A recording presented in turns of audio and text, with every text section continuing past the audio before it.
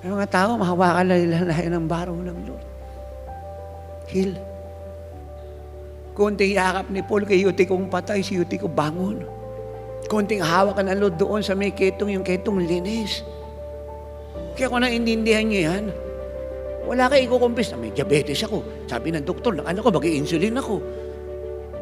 Hindi ka magkukumpis na may sipon ako, may ubo ko, kasi normal lang kasi yung klima, pabago-bago, malamig, tapos mainit.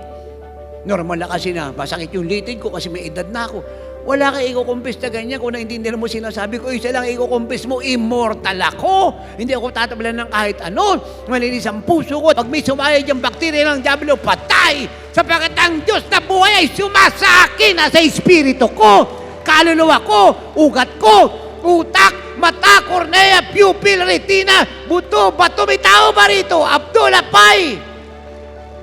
At ng bahagi ng katawan.